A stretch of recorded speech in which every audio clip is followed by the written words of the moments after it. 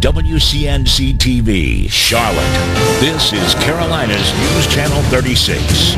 Good morning. Thanks so much for joining us. Happy Friday to you, too. I'm Jeff Campbell. Time right now is 5:30. We have a lot of news coming up this half hour. We've been warning you about this one for a while. There is wintry weather on the way. It's almost here.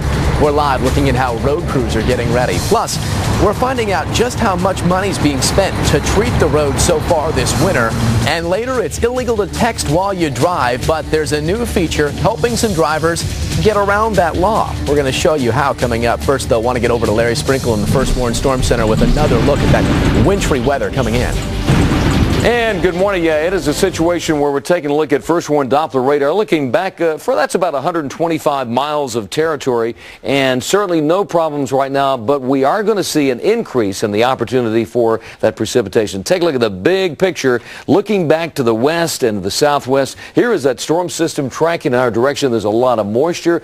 You put the cold air in place with that. That's why what you're seeing north of here, anywhere from, say, near Nashville all the way back to Arkansas, that's moving in our direction. That's why it is going to be a wintry mess right here in the region. We have the winter storm warning in effect. Really, it's from tonight at 6 o'clock through tomorrow night at 6 for most of the area. Now, down south from Rock Hill, Lancaster, Monroe, and Rockingham, that's a storm watch, winter storm watch.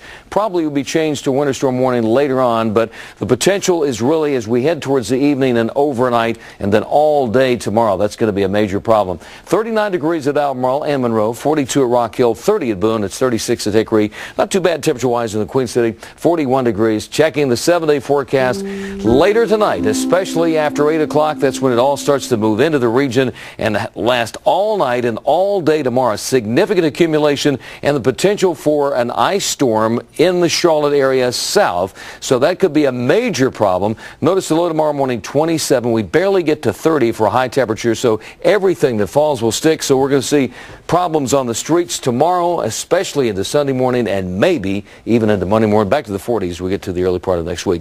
That's the weather word. Let's get a check on the commute this morning. Here's Brian Sawyer. All right, Larry. Well, we're taking a live look at a problem that happened overnight where a car hit a pole over on Tryon and Westinghouse.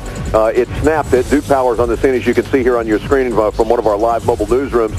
They're trying to do most of this work from the parking lot side of the problem. They have not shut down a lane so far, but if they do, I will certainly let you know about that. But right now, it's not a traffic problem other than people slowing down to take a look at it. Let's take a live look. I-85 at Beatties Ford Road. No problems on the interstates, and right now, no accidents really anywhere or any other delays.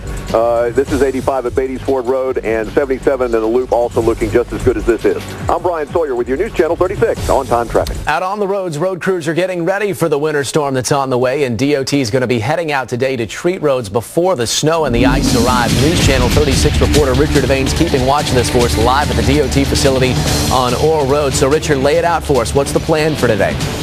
Well, the plan is to go out and, as you said, treat the roads. And already we can tell you, while the city plans to treat the roads again today, the state has said that, as you can see right now, there's no one here. That's because they've already gone about that process of pre-treating their roads. As we take a look at some video, the State Department of Transportation says that its crews have begun laying down that brine on major highways, interstates, bridges, and overpasses. All this is in anticipation of whatever Friday storm brings us.